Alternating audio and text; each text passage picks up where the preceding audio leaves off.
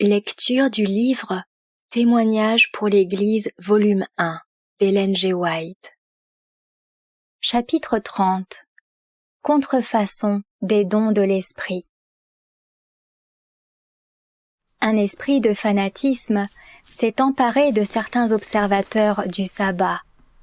Ils n'ont que peu puisé à la source de la vérité, et ils ne sont pas vraiment dans l'esprit du message du troisième ange. On ne peut rien faire pour ces gens jusqu'à ce qu'ils aient abandonné leurs idées fanatiques. Certains d'entre eux ont ce qu'ils appellent des dons et disent qu'ils les ont reçus du Seigneur. Ils prononcent des mots incompréhensibles qu'ils appellent une langue étrangère, mais qui est étrangère non seulement aux hommes, mais aussi au Seigneur. De tels dons sont d'origine humaine et d'inspiration satanique. Le fanatisme, l'excitation malsaine, le faux parler en langue et d'autres exercices bruyants ont été considérés comme des dons envoyés par Dieu à l'Église. Il y a là une grave erreur. Vous les reconnaîtrez à leurs fruits. Matthieu chapitre 7 verset 16. Le fanatisme et le bruit ont été tenus pour des preuves de la foi. Mais il ne s'agit pas là de bons fruits. Certaines personnes ne sont pas satisfaites d'une réunion si un vague sentiment de puissance et de bonheur ne s'empare d'elles. Elles font tout ce qu'elles peuvent pour arriver à un certain degré d'excitation.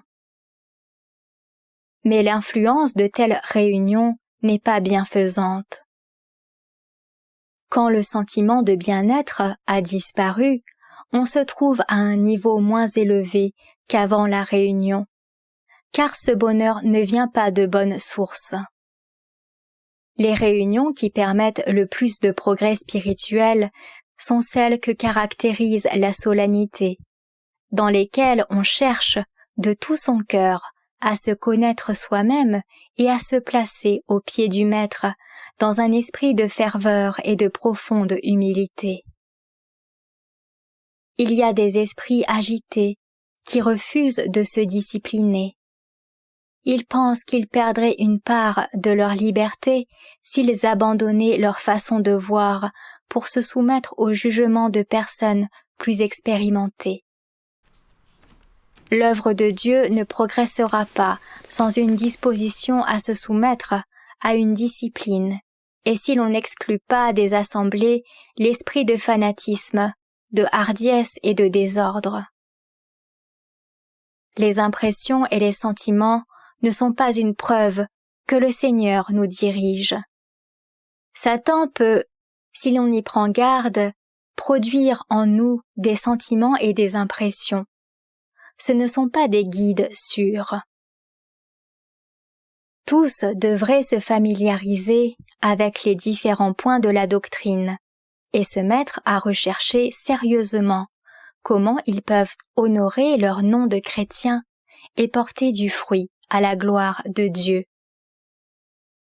Il ne faut pas adopter une ligne de conduite qui nous rende antipathiques aux incroyants. Soyons pleins de modestie, ayons un langage châtié et une vie sans reproche.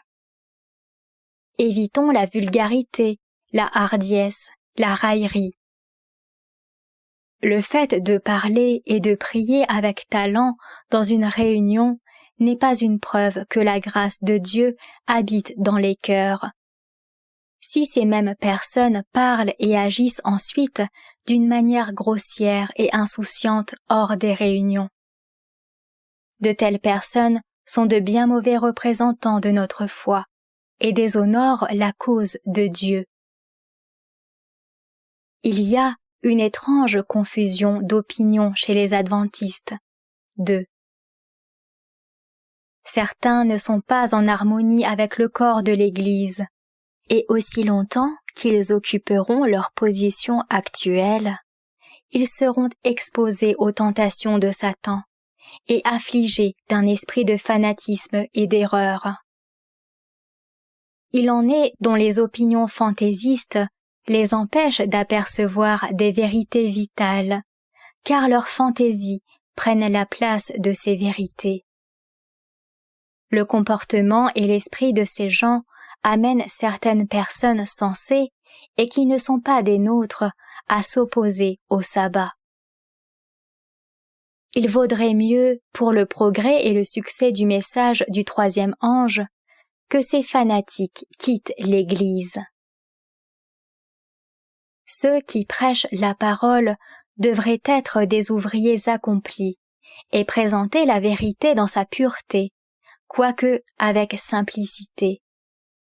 Qu'ils nourrissent le troupeau avec des aliments spirituels soigneusement passés au crible. Il y a des astres errants qui prétendent être des prédicateurs envoyés de Dieu et prêchent le sabbat de lieu en lieu, mais ils mélangent la vérité à l'erreur. Leur prédication est un amalgame d'opinions discordantes. Satan les a suscités pour décourager les incroyants intelligents et sensibles qui viennent les écouter. Ces prédicateurs abondent sur la question des dons spirituels. Ils manifestent des sentiments violents, émettent des sons inintelligibles qu'ils appellent le don des langues, et une certaine classe de personnes paraissent enchantées d'aussi étranges démonstrations. Un curieux esprit règne chez ces gens, qui sont prêts à mettre en pièces quiconque les reprendrait sur ce point.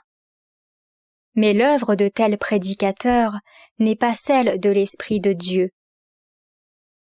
Certes, ils ont du succès auprès d'une certaine catégorie d'auditeurs, mais cela imposera un travail plus considérable aux serviteurs que Dieu lui-même envoie, qui sont qualifiés pour parler du sabbat et des véritables dons de l'Esprit. Ces prédicateurs-là sont dignes d'être imités. La vérité devrait être présentée de telle manière qu'elle soit attrayante pour un esprit intelligent. On nous considère comme de pauvres gens faibles d'esprit. Combien donc il est important que tous ceux qui enseignent la vérité, tous ceux qui y croient, soient transformés à tel point par son influence sanctifiante que leur vie noble et élevée montre à ceux qui ne croient pas comme nous qu'ils nous ont mal jugés. Combien il est important que la cause soit dépouillée de toute excitation fanatique, afin que la vérité se montre telle qu'elle est dans sa pureté originelle et son élévation.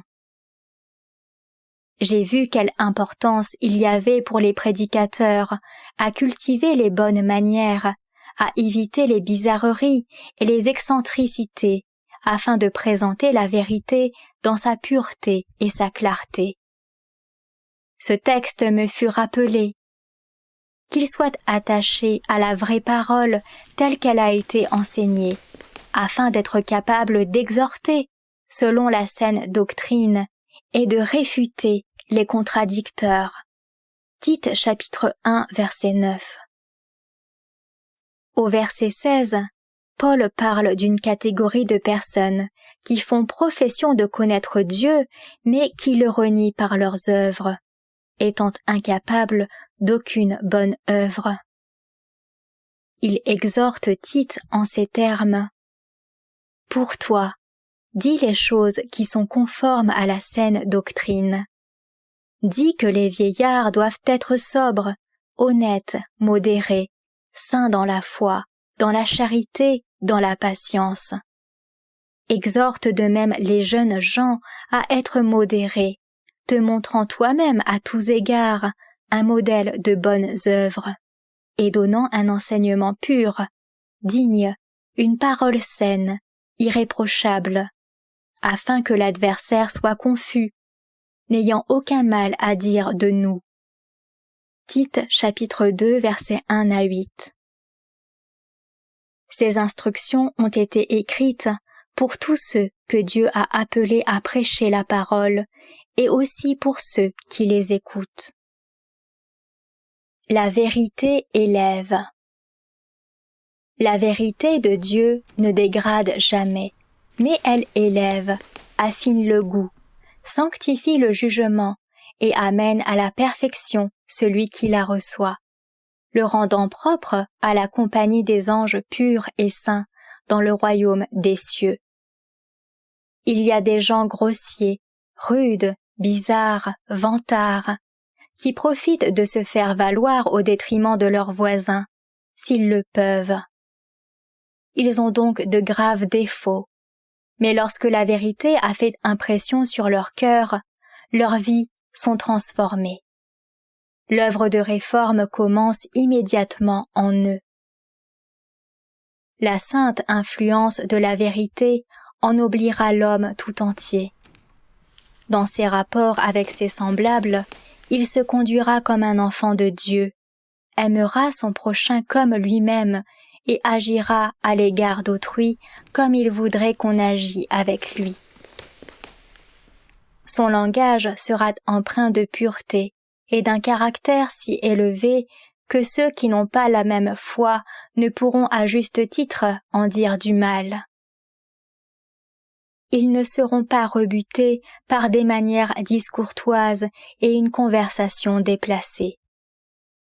L'influence sanctifiante de la vérité se fera sentir dans sa famille, et la lumière brillera autour de lui, de telle sorte qu'en voyant ses bonnes œuvres, on glorifiera Dieu. Dans toute sa vie, il montrera qu'il suit les traces du Christ.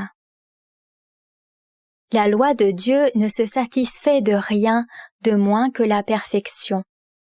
Elle exige une obéissance totale. Ne se conformer à ses exigences qu'à moitié n'est d'aucune valeur. Les mondains et les incrédules aiment qu'on soit conséquent avec soi-même, et ils sont fortement ébranlés lorsque les œuvres des enfants de Dieu correspondent à leur foi. Ils reconnaissent alors que Dieu est avec son peuple. Vous les reconnaîtrez à leurs fruits. Matthieu chapitre 7, verset 20. Nos paroles et nos actions sont les fruits que nous portons. Beaucoup de gens entendent les enseignements du Christ, mais ne les mettent pas en pratique. Ils font profession de religion et portent de tels fruits que les incroyants se détournent d'eux avec mépris. Ils sont vaniteux, prient et parlent comme des propres justes, attirant l'attention sur eux et énumérant leurs bonnes actions, remerciant Dieu, comme le pharisien, de ne pas ressembler au reste des hommes. Ces gens sont rusés en affaires et font des autres leurs dupes.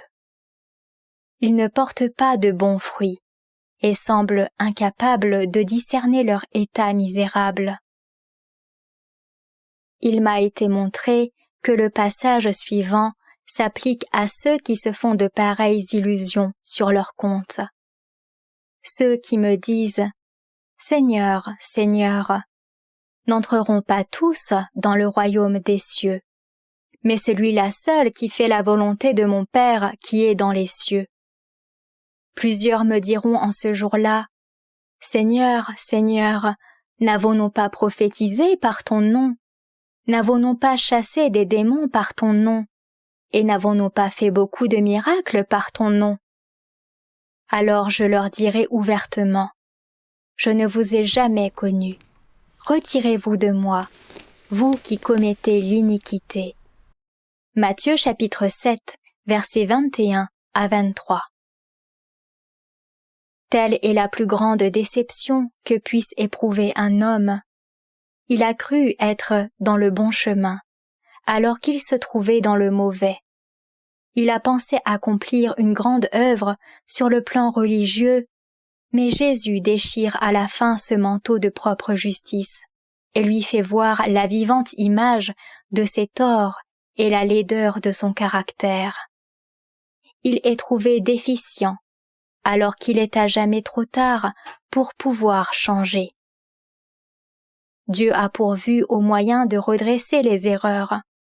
Cependant, si un homme choisit de suivre sa propre opinion, s'il méprise les remèdes que Dieu a prescrits et qui permettent à la lumière de la vérité de briller à nouveau sur lui, alors il sera dans la situation décrite par les paroles du Seigneur citées plus haut.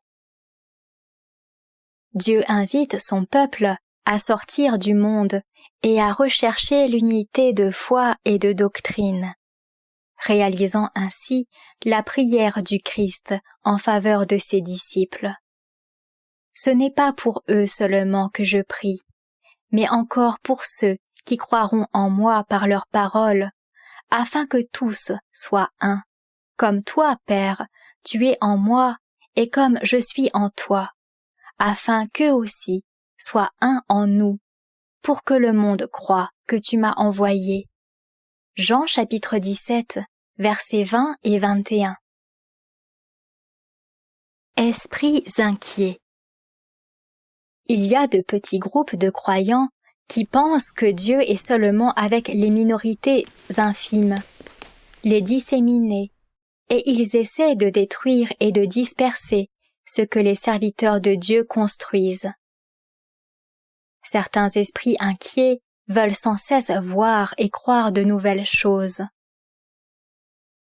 Cette tendance se manifeste çà et là. C'est le travail de l'ennemi. Tous prétendent avoir la vérité. Ils se séparent du peuple que Dieu conduit et par lequel il accomplit une grande œuvre. Ces gens expriment sans cesse leur crainte que les adventistes deviennent comme le monde. Mais on en trouve rarement d'eux qui soient du même avis. Ils sont dans la confusion d'esprit et en arrivent à s'abuser à tel point qu'ils pensent que Dieu est avec eux d'une manière toute spéciale. Certains prétendent avoir les dons de l'esprit, mais sous l'influence de ces faux dons, ils tiennent en suspicion ceux que Dieu a chargés de diriger son œuvre, et ils essaient d'en attirer d'autres dans leur filet. Le peuple de Dieu qui, selon la parole, s'efforce de vivre dans l'unité et se fonde sur le message du troisième ange, est regardé avec méfiance, parce qu'il étend ses cordages et qu'il gagne des âmes à la vérité. Des membres de l'Église sont considérés comme des mondains, parce qu'ils ont de l'influence dans le monde et parce que leurs actes font voir qu'ils s'attendent que Dieu accomplisse encore une grande œuvre sur la terre, afin de se préparer un peuple pour le retour du Christ. Ces gens inquiets ne savent pas ce qu'ils croient en réalité, ni pourquoi ils le croient. Ils étudient sans cesse, sans arriver jamais à la connaissance de la vérité. L'un d'entre eux se lève et proclame des opinions étranges et erronées, prétendant que Dieu l'a envoyé avec une nouvelle lumière que tous doivent reconnaître. Certaines personnes qui n'ont pas une foi solidement établie, qui ne sont pas attachées au corps de l'Église et qui sont sans cesse ballottées à tout vent de doctrine, se laissent alors emporter. Cette prétendue lumière brille de telle manière que le monde s'en détourne avec haine et mépris. Alors, d'une façon blasphématoire, celui qui est à l'origine de cette erreur se place aux côtés du Christ et proclame que le monde le hait pour la même raison qu'il haïssait le Maître. Un autre se lève encore, prétendant être conduit par Dieu, et défend l'hérésie de la non-résurrection des méchants, ce qui est une des pièces maîtresses de l'erreur satanique. Un autre professe des opinions erronées en ce qui concerne la vie future. Désirant tous une entière liberté, ils agissent indépendamment les uns des autres, et cependant proclament que Dieu est particulièrement à l'œuvre parmi eux. Conducteur présomptueux. Certains se réjouissent et exultent de ce qu'ils ont des dons, alors que d'autres n'en ont pas. Puisse Dieu délivrer son peuple de pareils dons. À quoi leur servent-ils? Sont-ils amenés à l'unité de la foi par l'exercice de ces dons? Arrivent-ils à convaincre les incroyants que Dieu est avec eux? Quand ces gens, qui ont chacun leurs opinions particulières, viennent à s'assembler, il se produit une excitation considérable et ils parlent en langue. Les incroyants disent alors: « Ces gens ne sont pas saints d'esprit. » Ils se laissent emporter à une excitation de mauvais aloi, et nous nous rendons compte qu'ils ne possèdent pas la vérité. Ainsi, de telles personnes se tiennent sur la voie des pécheurs, car leur influence empêche quelques-uns d'accepter le sabbat. Aussi seront-elles rétribuées selon leurs œuvres. Plaise à Dieu qu'elles se réforment ou qu'elles abandonnent le sabbat. Elles n'empêcheraient pas ainsi les autres d'accepter la vérité. Dieu a appelé des hommes qui ont peiné pendant de nombreuses années, toujours prêts à consentir quelques sacrifices, à endurer les privations et les épreuves, afin de faire connaître la vérité au monde. Par leur manière d'agir, ils ont essayé d'écarter l'opprobre que les fanatiques attiraient sur la cause de Dieu. Ils ont fait face à toutes sortes d'oppositions, travaillé nuit et jour à l'apologie de notre foi, afin de faire resplendir la lumière de la vérité dans toute sa clarté et de l'exposer d'une manière cohérente pour qu'elle puisse triompher de toute opposition.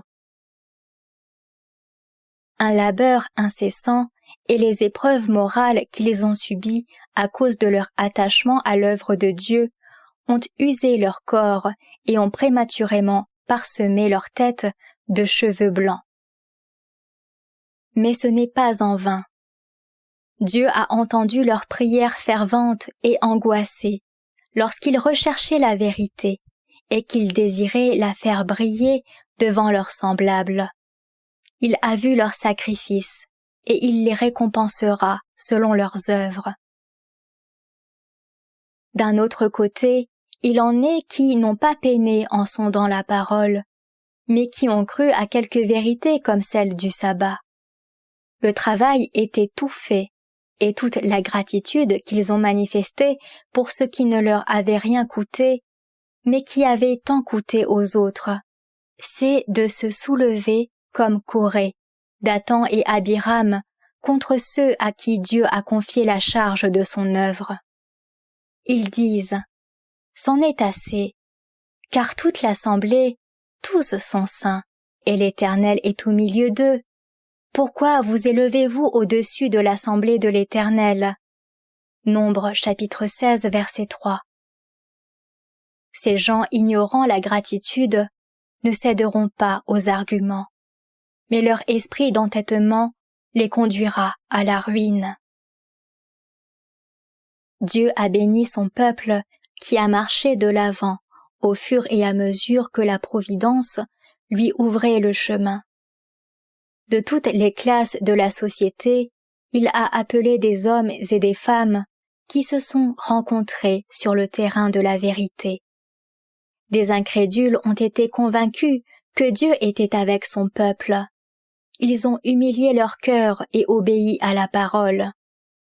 L'œuvre de Dieu va de l'avant avec régularité. Toutefois, malgré l'épreuve que le Seigneur conduit son peuple, il y a des gens, et il y en aura toujours, qui observent le sabbat, mais qui veulent agir indépendamment du corps de l'Église et choisir eux-mêmes leurs croyances et leurs méthodes d'action. Leurs opinions confuses prouvent que Dieu n'est pas avec eux. Malheureusement, le sabbat et leurs erreurs sont placés par le monde sur le même niveau et rejetés également. Dieu est courroucé contre ceux qui choisissent une ligne de conduite qui les fait haïr du monde. Si un chrétien est détesté à cause de ses bonnes œuvres, et parce qu'il suit le Christ, il aura sa récompense. Mais s'il se fait haïr par une ligne de conduite erronée, par ses mœurs grossières, parce que la vérité est pour lui une occasion de querelle avec ses voisins, s'il agit de telle sorte que le sabbat est une source d'ennui pour eux, alors cet homme est une pierre d'achoppement pour le pécheur, un opprobre pour la vérité. S'il ne se repent pas, il vaudrait mieux qu'on suspendît à son cou une meule de moulin et qu'on le jetât dans la mer. Il ne faudrait pas fournir l'occasion aux incroyants de nous reprocher notre foi. On nous considère comme des gens bizarres, mais nous ne devons pas nous singulariser plus que celle-ci ne nous le demande. Il y a dans la nature humaine une tendance à aller d'un extrême à l'autre. Beaucoup de gens sont fanatiques. Ils sont consumés par un zèle enflammé, qui est pris à tort pour de la piété. Mais on reconnaît à son caractère le vrai disciple du Christ. A-t-il la douceur de Jésus? A-t-il son humilité et sa bonté? Le temple de l'âme est-il vidé de tout orgueil, de toute suffisance, de tout égoïsme, de toute disposition à blâmer sans cesse? Sinon, il ne sait pas de quel esprit il est animé. Il ne se rend pas compte que le vrai christianisme consiste à porter beaucoup de fruits pour la gloire de Dieu. D'autres vont à un autre extrême en se conformant au monde. Il n'y a pas de ligne de séparation entre eux et les mondains.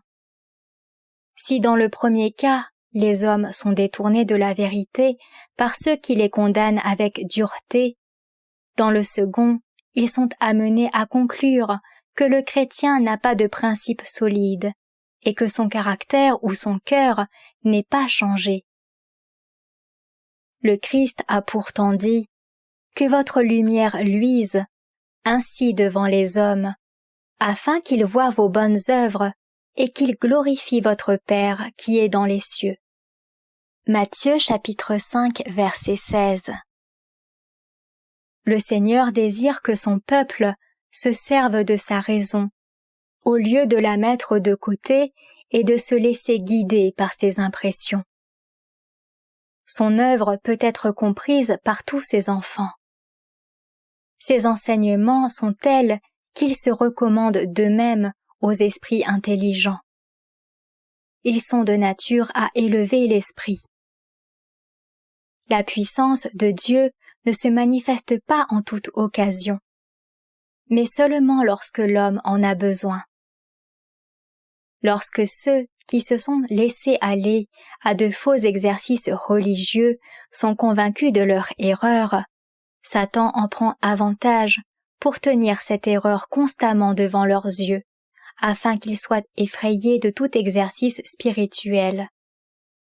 Ainsi, l'adversaire cherche à détruire leur foi dans la vraie piété. Parce qu'ils se sont trompés une fois, ils craignent de se livrer à la prière fervente pour demander à Dieu une aide toute spéciale et la victoire. Mais ils ne doivent pas laisser Satan gagner du terrain et les entraîner à un froid formalisme et à la méfiance. Qu'ils se souviennent que le solide fondement de Dieu reste debout. Tout homme est menteur, mais Dieu est véridique. Leur seule sauvegarde est de mettre leurs pieds sur un solide fondement, de comprendre le message du troisième ange, d'apprécier la vérité à sa juste valeur, de l'aimer et de lui obéir. Retrouvez plus de lectures des ouvrages de l'Esprit de prophétie sur lerest.org.